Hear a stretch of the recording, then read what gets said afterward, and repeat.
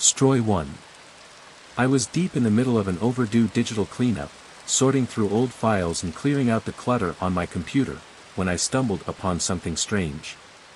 A folder I didn't recognize. It wasn't one I had created, and I had no memory of downloading it. My fingers hovered over the trackpad, my pulse quickening. The folder was just sitting there, unassuming yet intrusive, like something that had been placed in my home while I wasn't looking. Curiosity gnawed at me, and despite a lingering sense of unease, I clicked on it. Inside, there was only one file, readme.txt. It looked ordinary, harmless even. But there was something about it, something subtly off. My breath hitched as I hesitated, my gut warning me to leave it alone. But the pull of the unknown was stronger. I double-clicked. The file opened to reveal a jumble of meaningless characters, just gibberish at first glance. But as I scrolled down, my stomach lurched. It wasn't gibberish. It was a list of passwords. My passwords. Each entry was painstakingly organized, my email, social media, streaming services, even my bank login details. I stared at the screen, my heartbeat hammering in my ears. It wasn't just that someone had compiled this list, it was the one that sent a cold wave of dread through me. The file had been created only a few days ago. I slammed my laptop shut as if that could somehow erase what I had just seen. My hands trembled as I reopened it, forcing myself to process the reality of what had just happened. Someone had been in my system, watching, collecting, waiting. But for what? I moved with frantic urgency, changing passwords, setting up two-factor authentication, anything to shut the door on whoever had wormed their way into my life. But the unease remained, thick and suffocating. If they had been able to do this, what else had they seen? I ran a full antivirus scan. Nothing. No malware, no trojans, no keyloggers. No trace of anything out of the ordinary. It didn't make sense. I needed answers. I called in a tech expert, someone who could help me figure out how my system had been compromised. He sat at my desk, his fingers flying over the keyboard as he ran diagnostics. Hours passed. He checked everything, my system logs, background processes, hidden files. But there was nothing. No sign of intrusion, no foreign access points. It was as if the file had just appeared. I watched him close his laptop, his expression unreadable. "There's no sign of hacking," he said finally, his voice slow, careful. "No breaches, no malware. It's like," he hesitated, his brows furrowing. "Like the file was placed there locally." The words sent a fresh chill through me. Locally. I was suddenly hyper-aware of my surroundings. My apartment felt smaller, darker, as if the walls themselves were pressing inward. Someone had been in my system, or in my home. The thought made me feel sick. I thought back to the past few weeks. Had I left my laptop unattended somewhere? Had I felt strange in my own space? Had anything else been moved, touched, changed? Nothing stood out. But that didn't mean it hadn't happened. The expert suggested I reinstall my operating system, wipe everything and start fresh. I nodded, but deep down, I knew it wouldn't be enough. This wasn't just about my laptop. This was about someone, an unseen presence lurking in the edges of my life, watching, waiting. That night, I couldn't sleep. Every sound in my apartment felt amplified, the distant hum of the fridge, the creak of the floorboards, the occasional groan of the wind outside. I kept my laptop closed, my phone face down. I felt exposed. The file still existed, locked away in a hidden folder, encrypted beyond reach. But it didn't matter. Its presence alone had shattered my sense of security. Even after I wiped my computer, changed my locks, and updated every piece of security software I owned, I couldn't shake the feeling. I was not alone. Days passed, then weeks. Nothing else happened. No more strange files, no signs of further intrusion. But the paranoia had set in, sinking deep into my bones. Every time I checked my email, logged into an account, or even simply browsed the internet, a familiar dread coiled in my gut. Because I knew, that whoever had done this had been patient enough to do it once. And patience meant they could do it again. So I wait, just like they do. Because sooner or later, they'll make their next move. Stroy 2. I hadn't thought about my wallet in weeks. It was a small thing, easy to misplace, and by this point, I had accepted that it was gone for good. I had searched everywhere, between the couch cushions, under the car seats, in my office drawers. I even retraced my steps from the last day I remembered having it, checking every possible place it could have been left behind. But it was nowhere. The loss was more than just frustrating, it was inconvenient. My ID, my credit cards, a little bit of cash, gone. I had cancelled what I could, replaced what was necessary, but the nagging feeling of losing something important never quite went away. Weeks passed, and I adjusted to the absence. I carried around a different wallet, kept a copy of my ID in my bag, and became a little more cautious with my belongings. Life moved on. Then, one afternoon, while sifting through a stack of old papers in my desk drawer, I found something that made my stomach drop. My wallet. It was sitting there, wedged between a few receipts and crumpled notes, as if it had been waiting for me to find it. At first, I just stared. My hands felt numb as I reached for it, my fingers brushing over the worn leather, feeling the familiar scuff marks along the edges. It was unmistakably mine. But how? I had torn this place apart searching for it. This drawer, this exact drawer, I had emptied completely during my search. My pulse quickened as I slowly opened it, half expecting something to be missing, altered, wrong. But everything was exactly as I had left it. My ID, my cards, the cash, untouched. I sat down, wallet in hand, trying to make sense of it. There was no reason for it to be here. No logical explanation. The drawer had been locked. I hadn't even opened it in days. I told myself that maybe, just maybe, I had overlooked it. That somehow, I had placed it there without remembering. But the more I thought about it, the more impossible that seemed. I knew my habits. I was meticulous, careful. I wouldn't have put it there. A cold shiver ran down my spine. Something wasn't right. I turned the wallet over in my hands, examining it for any sign, any clue as to why it had vanished and returned so effortlessly. And that's when I noticed it. A small, folded note, tucked between my ID and my credit card. My breath hitched. I hadn't put that there. With trembling fingers, I pulled it out and unfolded it. The note was simple. Just 3 words. You're not alone. My stomach lurched. I read the words over and over, as if the meaning would change. The handwriting was precise, almost too neat, but completely unfamiliar. I didn't recognize it. Someone had placed this here. Someone had taken my wallet and returned it, carefully, deliberately, leaving behind this single, cryptic message. A sickening thought crept into my mind. Had someone been inside my home?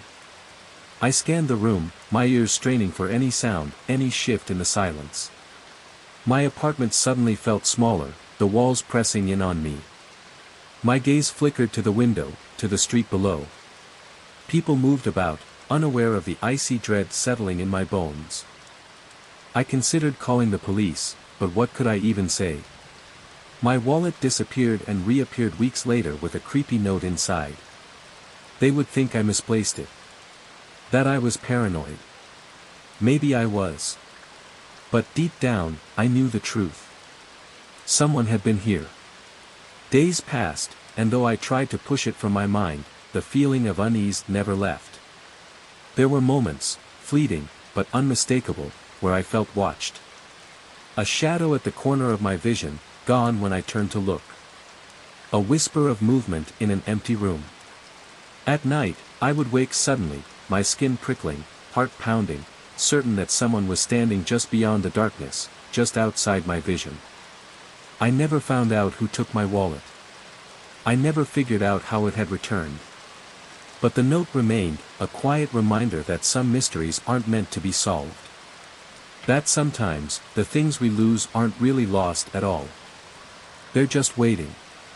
Waiting for the right moment to come back. Story 3. It was late when I checked my email, expecting nothing more than the usual flood of spam and newsletters. But one message caught my eye. No subject line. No sender name. Just a single word in the body. Video. My pulse quickened. A cold unease settled in my stomach. I hesitated, my finger hovering over the attachment, every rational thought screaming at me not to open it. And yet, something compelled me. The file downloaded quickly. Too quickly. The video started playing, the screen flickering to life with the grainy, distorted quality of an old home recording. At first, it seemed harmless, just a shaky, handheld shot of a dimly lit room. The camera bobbed slightly, the way it does when someone is trying to remain unseen. Then, I recognized the room. My room. The street lamp outside my window cast just enough light to make out the shapes of my furniture. My bed. My sleeping form beneath the covers. A sickening wave of nausea crashed over me. The camera zoomed in, the resolution sharpening just enough for me to see my own face. Peaceful. Unaware. The rise and fall of my breath steady, my hair splayed across the pillow just as I had left it. But I wasn't alone. Someone had been in my room. Someone had stood there, watching me sleep, close enough to film me without waking me. My breath hitched. I clicked out of the video, my hands trembling as I scrolled back to the email. There was no sender. No timestamp. Just the attachment and a single line of text beneath it. You looked peaceful. The words sent ice through my veins. I jolted up from my chair, suddenly hyper-aware of every darkened corner of my apartment. My instincts screamed that I wasn't safe, that even now, unseen eyes might be watching. I checked the locks. The doors. The windows. Everything was secure. No signs of forced entry. And yet, someone had been inside. I tried to tell myself it was a prank. A sick joke. But the lingering weight in my chest told me otherwise. I didn't sleep that night.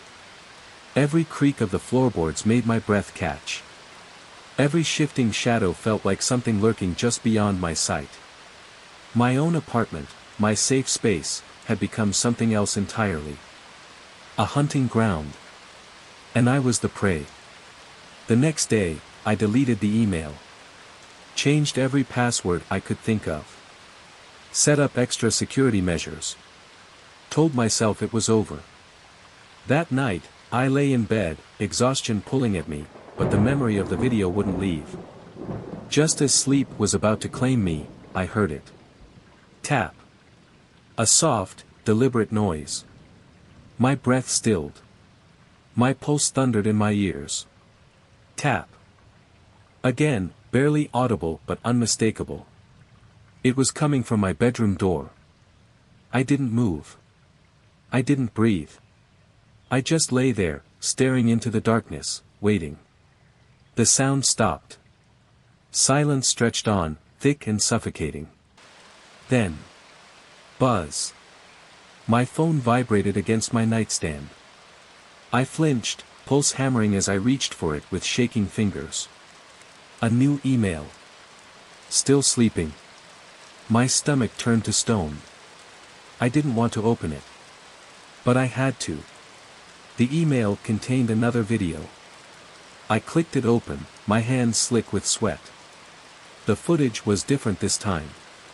The camera wasn't focused on me. It was set up in the far corner of my room, angled toward my bed. The recording was recent. The timestamp was from tonight. I could see myself lying there, shifting slightly as if sensing something was wrong. And then, the camera moved. Slowly, deliberately, it panned toward the darkest corner of my room. And there, in the shadows, stood a figure. Tall. Motionless. Watching. I slammed my phone down, my breath coming in short, panicked bursts. My mind screamed at me to run, to get out, to do something. I called a friend. My voice was barely steady as I explained. They came over, searched the entire apartment with me. Nothing. No signs of forced entry. No hidden cameras. No figure lurking in the shadows. But the videos kept coming. Each one more disturbing than the last.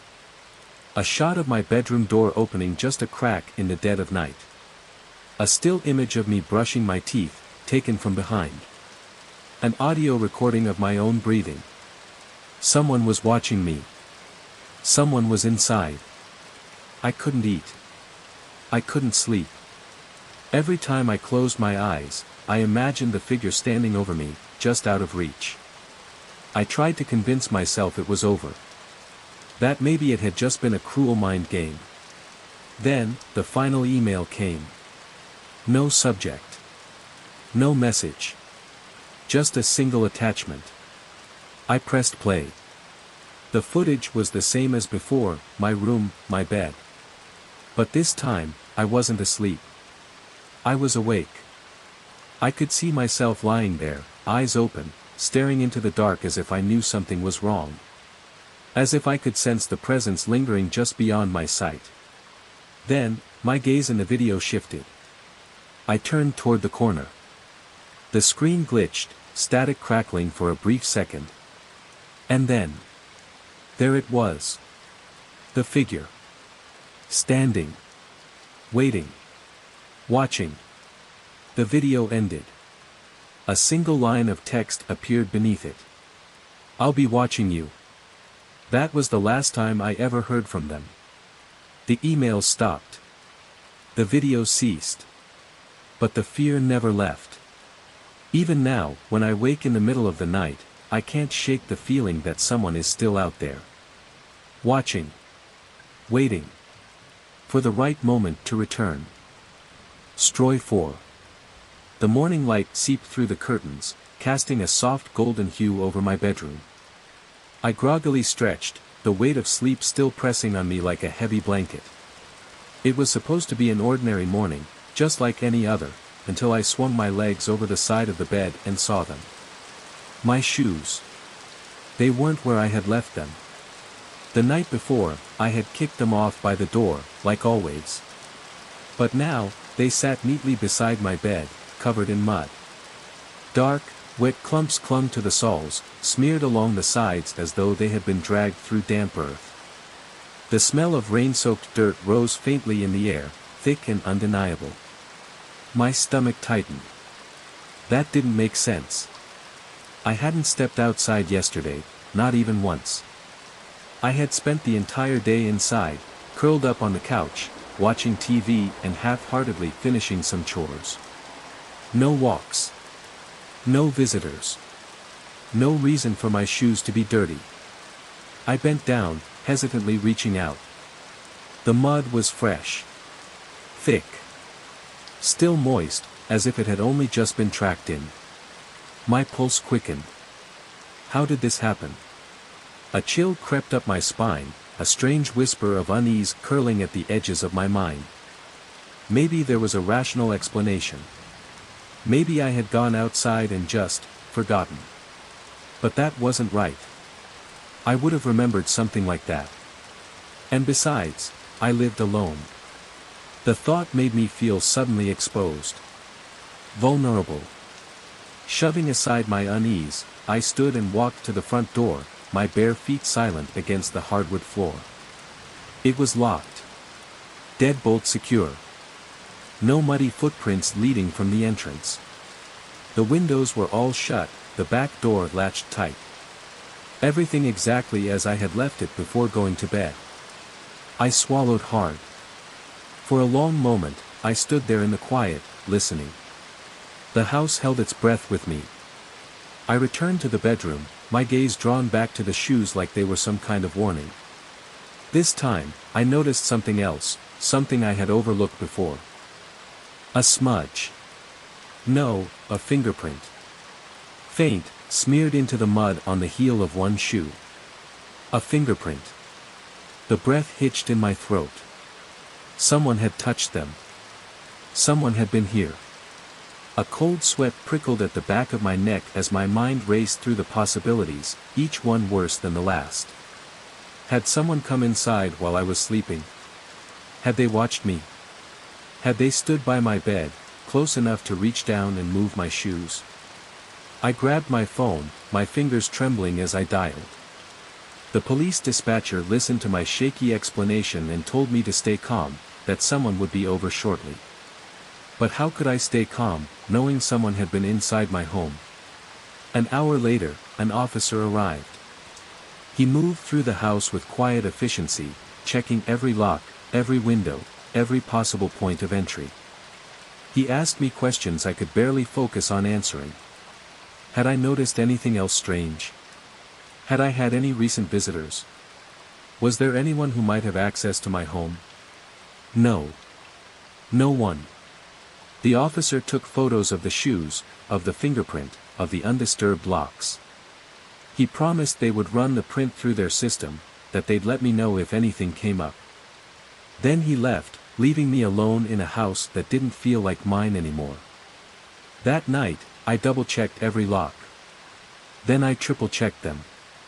I stuffed a chair under the doorknob of my bedroom, like I used to do as a kid when I was scared of monsters. But monsters weren't real. This was. Sleep didn't come easily. Every creak of the house sent a fresh wave of dread crawling over my skin. The darkness seemed deeper that night, the shadows heavier. I kept imagining someone standing just outside my door, their fingers pressed against the wood. Waiting. Weeks passed. Nothing else happened. But the police never called. No update. No match on the fingerprint. Eventually, I stopped checking for answers. Maybe I didn't really want to know. Still, I never moved my shoes back to the door. They stayed beside my bed, untouched. And every time I looked at them, that feeling returned, that quiet, suffocating dread. Because somewhere, out there, someone had walked through the mud. And then, sometime in the night, they had come into my house. And stood right beside my bed. Watching. Waiting. And I had slept through it all. Stroy 5. The phone rang in the dead of night, its shrill sound slicing through the suffocating silence of my home. I had just collapsed into bed, exhaustion weighing heavily on my body after a grueling day. My first thought was that it had to be a wrong number, maybe some telemarketer with a poorly timed autodialer.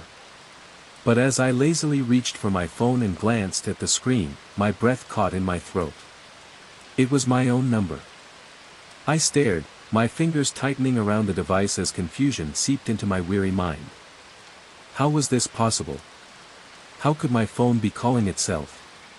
A cold, unsettling dread settled into my stomach as my heartbeat quickened. I hesitated, my thumb hovering over the screen. Every logical part of me screamed not to answer. And yet, I did. Hello. My voice sounded small in the vast emptiness of my bedroom. Silence. Not even static. Not the faintest breath of another presence on the line. Just a void, dense and absolute. I waited, pressing the phone tighter against my ear, as if I could force an answer from the abyss. The seconds stretched into eternity, my skin prickling with unease. Maybe it was a glitch, some bizarre network error. Maybe my phone had been hacked. I tried to reason with myself, but deep down, I knew something was wrong. The silence wasn't normal.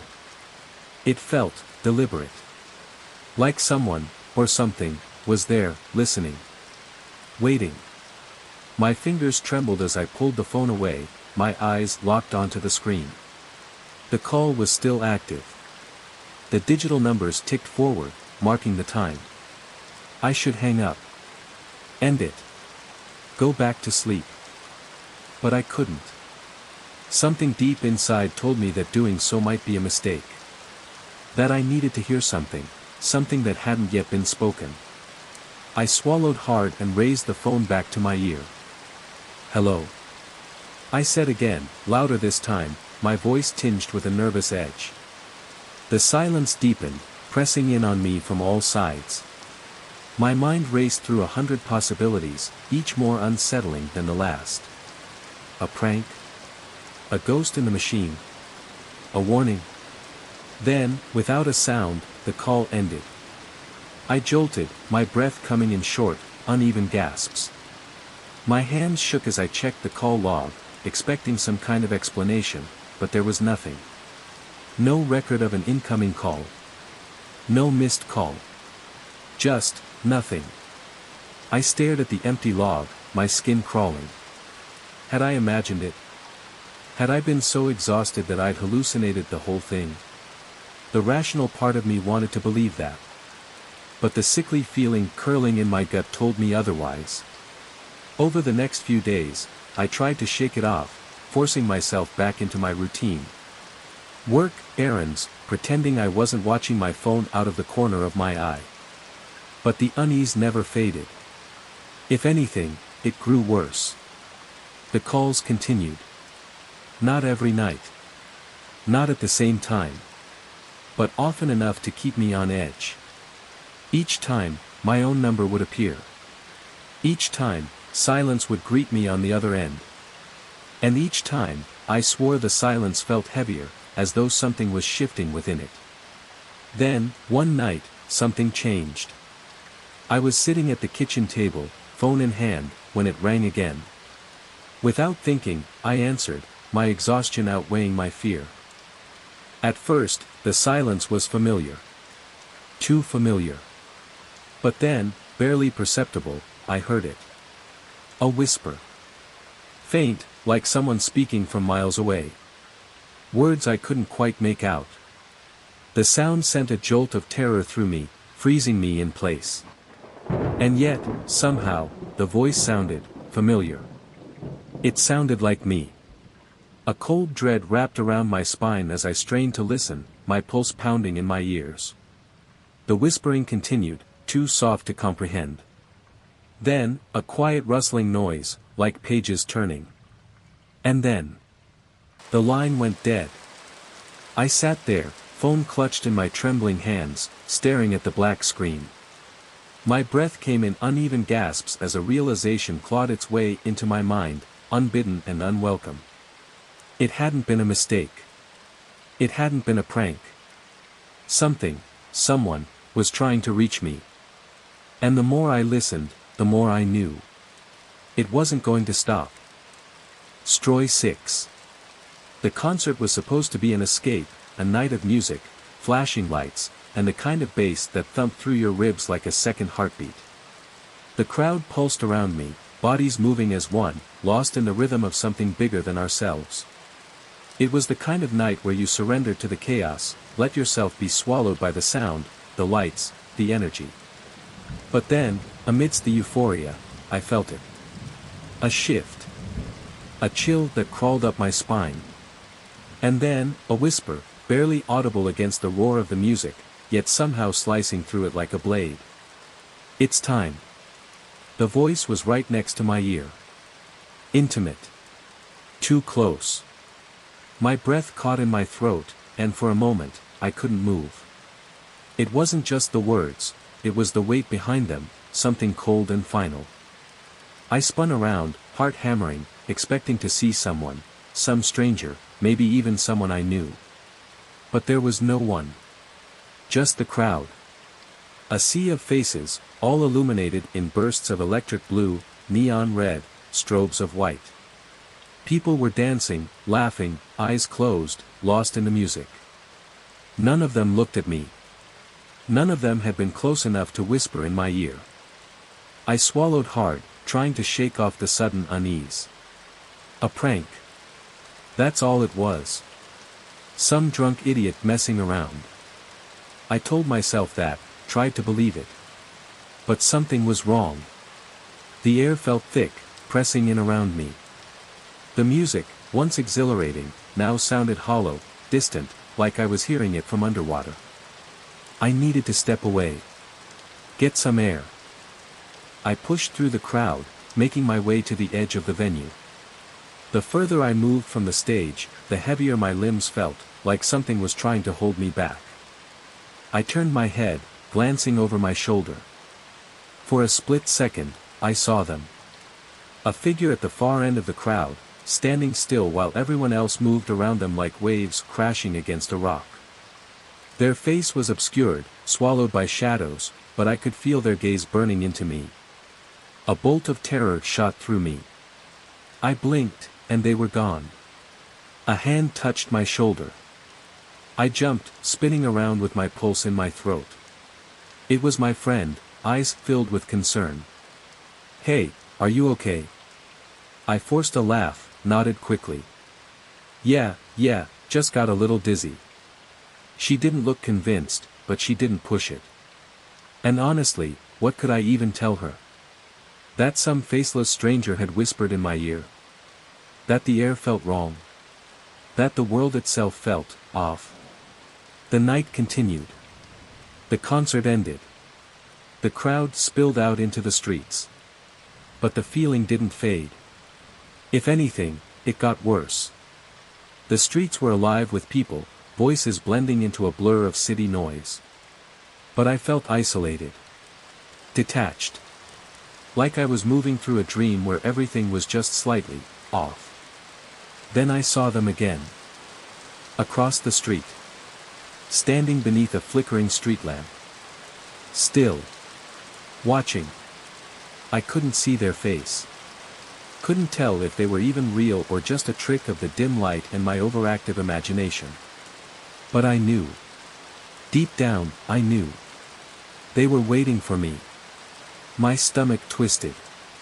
I wanted to move, to run, but my legs felt heavy, sluggish.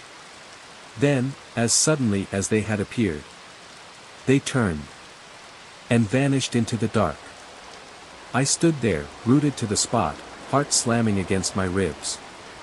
I needed to go home. Now. I walked quickly, every step echoing in the night. The city felt stretched, warped, like the streets were longer than they should have been. The air was thick, heavy with something unseen. I reached my apartment, fumbled with the keys, locked the door behind me the moment I stepped inside. For a second, I just stood there, breathing hard. Trying to ground myself.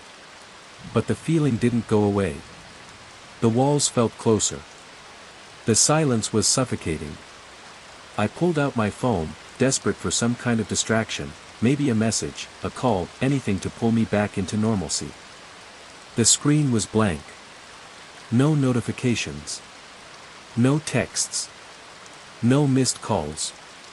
Nothing. As if I had slipped between the cracks of the world, unnoticed. I sat down, staring at the floor, trying to convince myself it was all in my head. That I was just exhausted, paranoid. But I knew the truth. Something had changed. Something had found me. And whatever had started tonight, it wasn't over. It had only just begun. Stroy 7. It was an ordinary morning, the kind where routine feels like a warm, familiar embrace. I stretched, rubbed the sleep from my eyes, and made my way to the kitchen, where the first golden rays of the sun spilled through the windows, bathing the room in a soft glow. I set my favorite mug on the counter, filled it with hot water, and reached for my usual coffee blend. But as I turned back to my mug, my hand froze midair. There, on the rim, was a lipstick mark. Bright red. Fresh. For a moment, I just stared. My mind struggled to process what my eyes were telling me.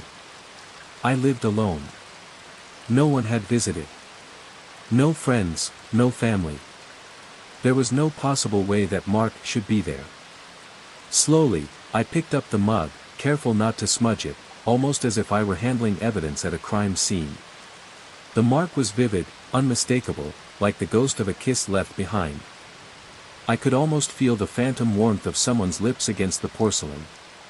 A chill prickled my skin. I had washed this mug last night. I was sure of it. I always washed my dishes before bed. And yet, here it was. That unnatural stain. A bold, intrusive whisper of someone unseen. I tried to rationalize it. Maybe I had missed it before, maybe an old stain had resurfaced. But deep down, I knew. This wasn't an accident. The house, once my safe haven, suddenly felt unfamiliar. The walls loomed taller, the silence stretched thinner, and an invisible weight pressed against my chest. I glanced around, half expecting to see someone lurking just beyond my vision. But the house remained still, eerily quiet. Too quiet. Shaking off the unease, I scrubbed the mug, washing away the evidence as if that would erase the gnawing dread in my gut. I told myself it was nothing. Just my imagination. But that night, as I stood at the bathroom sink, rinsing the day from my face, my reflection wavered, not from exhaustion, but from something else. A faint smudge. Just there, on the mirror. Lipstick. I stumbled back, my pulse hammering. It was subtle, just a whisper of a mark, like lips pressed against the glass in a silent message. My mind reeled. The mug had been disturbing, but this was personal. This was deliberate. Someone had been here. I turned, expecting to see a shadow in the doorway, a figure lurking in the corner. But the room was empty. The house remained silent, save for the sound of my own uneven breathing. The next day, I cleaned obsessively, wiping down every surface, checking every lock, every window. Nothing was out of place. No forced entry. No signs of an intruder. And yet, I couldn't shake the feeling that someone was watching, just beyond my line of sight, waiting. Then, the hairpin appeared. It lay by the front door, small and delicate, its design simple yet oddly familiar. It wasn't mine. It didn't belong to anyone I knew. But it was there, as if placed intentionally, just for me to find. I held it between my fingers, my stomach twisting into knots. How? How was this happening? How could someone be moving through my home, my life, unseen, unheard? For days, I remained on edge, hyper-aware of every creak, every flicker of movement in my periphery. But nothing else happened. The unease settled into a slow, simmering paranoia. Until it happened again. One evening, I sat down for dinner, reaching for my mug without thinking. My fingers wrapped around the handle, but the second I lifted it, I saw it, another lipstick mark. This time, on the opposite side. My breath caught in my throat. My entire body went cold. The blood drained from my face as I shoved back from the table, the chair screeching against the floor. Someone had touched this mug. Again. Someone had been here. That night, I didn't sleep. I sat in the darkness, listening, waiting. But the house remained still. No footsteps. No voices. Just the sound of my own frantic heartbeat pounding in my ears. Then, the mug disappeared. I woke up the next morning and went straight to the kitchen, needing to see it, to confirm it was real. But the mug was gone. Not in the sink. Not on the table. Not even in the dishwasher. Dread clawed at my insides as I opened the cupboard. There it was, pushed far back, behind the other dishes.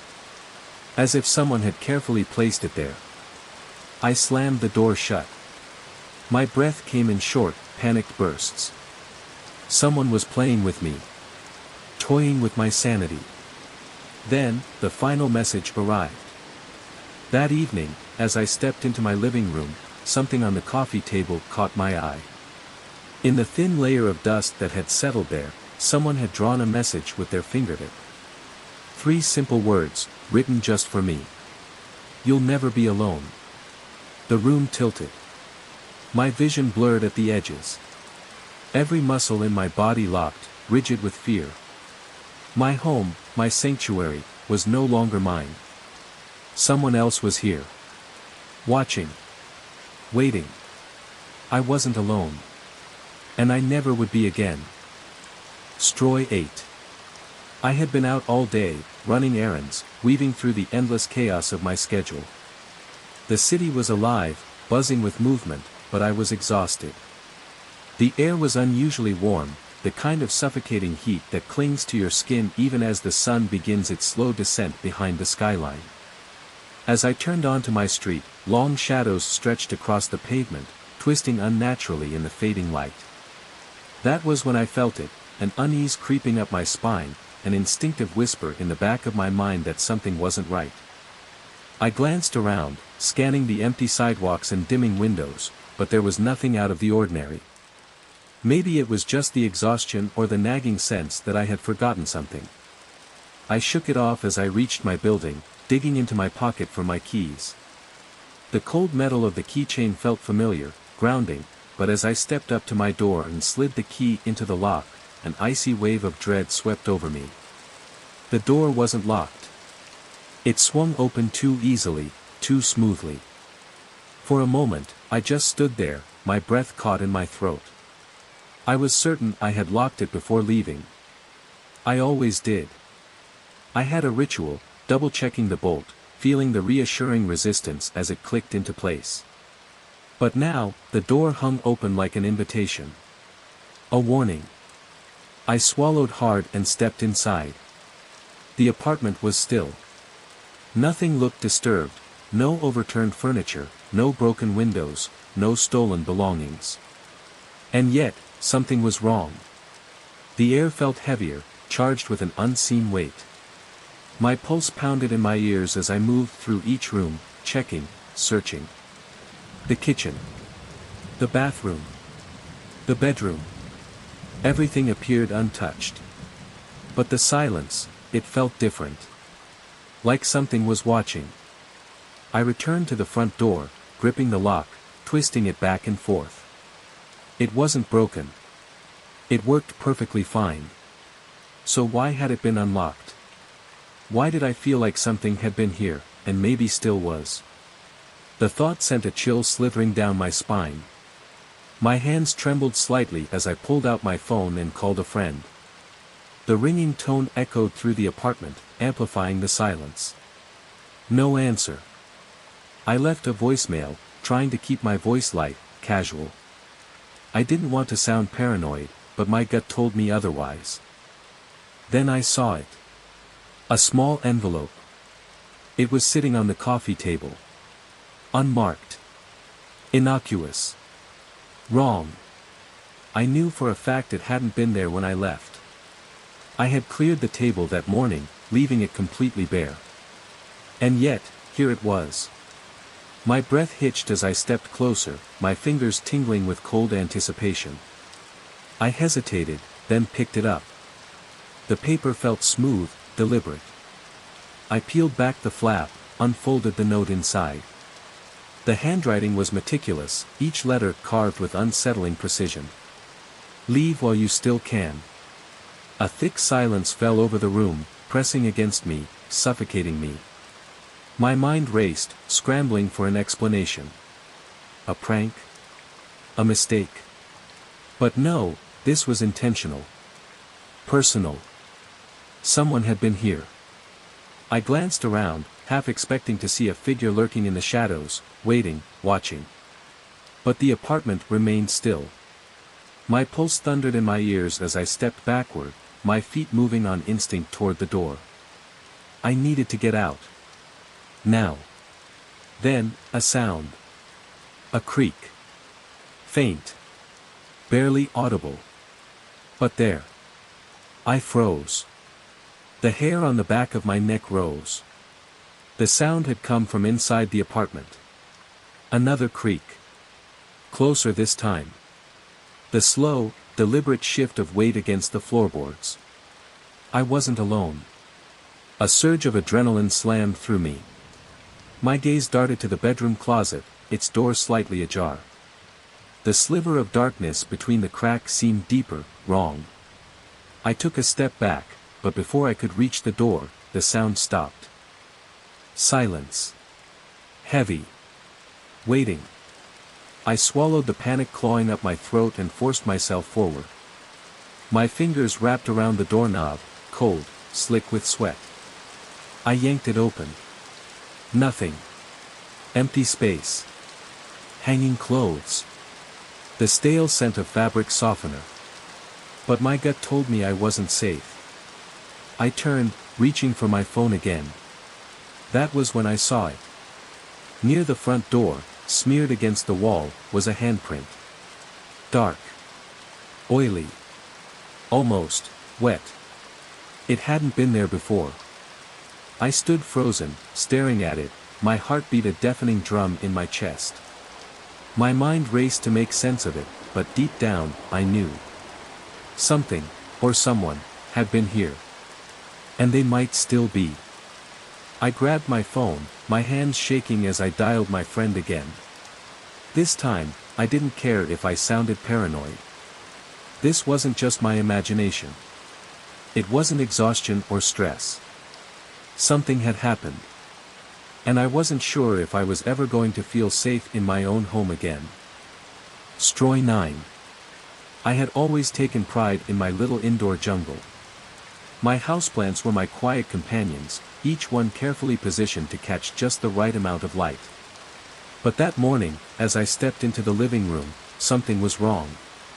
The familiar arrangement, the tiny fern that always sat by the window, the cactus near the door, the spider plant in its usual place, was different. My breath hitched in my throat. The fern, which had always lived on the left side of the windowsill, was now on the right. The cactus had been pushed to the far end of the table. At first, I stared in confusion, my mind scrambling for an explanation. Had I moved them and forgotten? No, I was meticulous about their placement. I knew exactly where each one had been the night before. A cold prickle crept up my spine as I glanced around the room.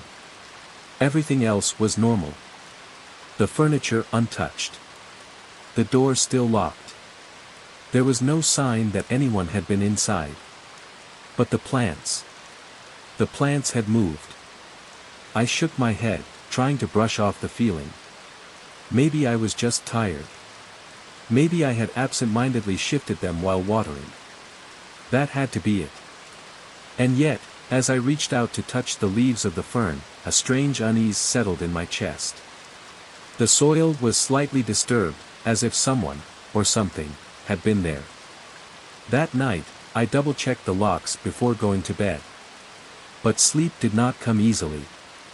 Every creak of the house, every whisper of wind outside my window, made my skin crawl.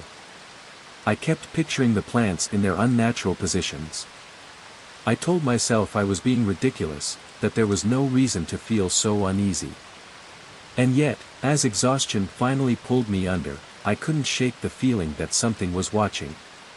The next morning, I woke with a start and hurried to the living room, my heart pounding in my chest. And then I saw it. The plants had moved again. This time, the small cactus sat next to the fern, and the spider plant had taken its place in the center of the table. My stomach twisted into knots. This wasn't my imagination. Someone had been in my home. Someone had rearranged them while I was asleep. I checked the locks again. Still secure. Windows locked. Nothing else in the house was disturbed. Just the plants. I couldn't ignore it anymore. Something was wrong. Something was in my house. Determined to get answers, I set up a camera in the living room that night, angling it directly at the plants. I needed proof, needed to know I wasn't losing my mind. With the camera rolling, I forced myself to go about my evening, pretending everything was fine, even though fear crawled beneath my skin. That night, I sat up in bed, watching the footage in real time on my phone. For hours, nothing happened. The plants sat still, untouched. Midnight came and went. 1 a.m. 2 a.m.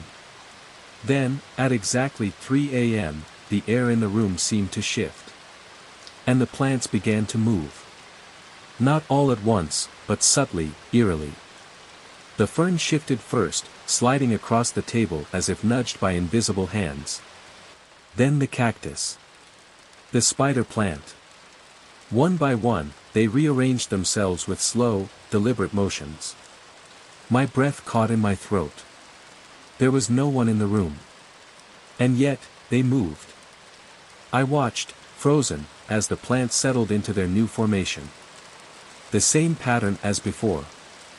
My hands trembled as I rewound the footage, playing it again.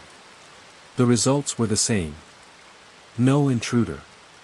No hands shifting the pots. Just the plants, moving on their own. A wave of cold terror crashed over me. This wasn't a prank. This wasn't a mistake. Something was here. Something I couldn't see. The next night, I refused to sleep. I stayed in the living room, the camera rolling, my body tense with dread. Hours passed. My eyelids grew heavy. I forced myself to stay awake, to keep watching. And then, just as my head began to nod forward, something moved. The fern twitched. It was subtle, just a slight quiver, like a breath of wind had passed through. But there was no wind. The house was still. Then, as if emboldened, the cactus shifted next. The spider plant tilted. I jumped up, knocking over my coffee cup. The room was silent. The plants settled into place, their movements stopping as abruptly as they had started. But I knew now. I knew the truth. I wasn't alone in this house. Something was in here with me. And it was watching. Stroy 10. It was late, later than I had realized. The kind of late where the world outside felt empty, like everyone had gone to sleep except me. I was curled up on the couch, laptop perched on my knees, half focused on the work I had been putting off all day. The house was silent. Too silent. My roommates were out for the night, leaving me alone in the apartment. Normally, I enjoyed the quiet, it gave me space to think, to breathe. But tonight, something about it felt off. The only sounds were the soft hum of the refrigerator in the kitchen and the faint ticking of the clock on the wall, steady and rhythmic like a heartbeat. Then I heard it. At first, I thought I had imagined it, a faint, almost whisper-like sound. But then it came again. The distinct, rapid clacking of a keyboard. Typing. I froze. The sound was too familiar, too specific to be anything else. It wasn't distant, wasn't muffled through walls or floors. It was coming from down the hall. From the office. From my office. A slow chill crawled up my spine. I was alone. I knew I was alone. I had checked the apartment when I got home, out of habit. Locked the doors. No one had been here. No deliveries, no unexpected visitors. And yet, the typing continued. Fast, erratic, as though someone were furiously hammering out a message. I stood, my heartbeat loud in my ears, and took a step forward. The air in the apartment suddenly felt heavier, thicker, like the walls had shrunk inward. Each step toward the office door felt like stepping into something unseen, something waiting. The typing didn't stop. It went on, steady and relentless, even as I reached for the doorknob with a hand that felt too cold. I hesitated. What if? No. There was no one in there. There couldn't be. I pushed the door open. The room was empty. My desk sat exactly as I had left it. My chair was still slightly angled from when I had been working earlier.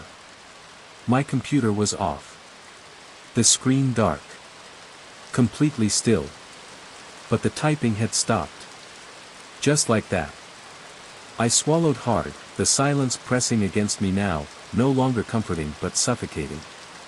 Maybe I had imagined it. Maybe it was some weird auditory illusion, the way houses settle and creak when they cool at night. Maybe I had just been working too long. I turned away, shutting the door behind me. And then... clack, clack, clack. The typing started again. Only this time, it was closer. The sound came from the kitchen now, where I had just been. My body locked up, cold terror prickling at my skin. That wasn't possible. I forced myself to turn, to move, my breath caught in my throat. The kitchen was empty. The lights buzzed softly overhead, washing the countertops in a warm glow. No movement. No sound. Nothing. Except. There was something on the counter. A piece of paper. I stared at it, my stomach twisting. That hadn't been there before. I was sure it hadn't. I took slow, cautious steps forward. The note was written in an erratic, slanted scrawl, as if someone had scribbled it down in a hurry. 2 words. Stop listening. A hollow sort of fear settled into my chest, deep and paralyzing. My breathing came faster, my mind racing to make sense of it. Had someone been inside the apartment? But how? The doors were locked. The windows, shut. No one had come in. No one had left. I grabbed my phone, my hands trembling as I pulled up the security camera feed. I had set up cameras around the apartment weeks ago, just for peace of mind. I scanned through the footage. The front door, untouched. The hallway, still and lifeless. The living room, exactly as I had left it. And then, the kitchen. I swallowed, rewinding the footage. A moment before I had found the note, the screen showed the counter, empty. And then, the sound of typing. But there was no one there. No hands. No figure. Nothing. Just the counter, and the sound. As I watched, something impossible unfolded before me. The footage captured the note appearing, but not by visible hands. The pen I had left near the fridge lifted slightly, hovered, and moved on its own. Writing. My breath shuddered. The note finished itself, the pen dropping as if whatever had been holding it had let go. Then the typing started again. Louder. Faster. Not from the kitchen anymore. But from behind me. My phone nearly slipped from my grasp as I turned, my heart a hammer in my chest. The living room was empty. But I could hear it. The frantic clacking of a keyboard, impossibly close. I wasn't alone. Not in the way I thought. And then, from the phone in my shaking hands, the footage on the screen flickered. New words appeared on the counter. I'm here. The typing stopped. And the silence that followed was far worse.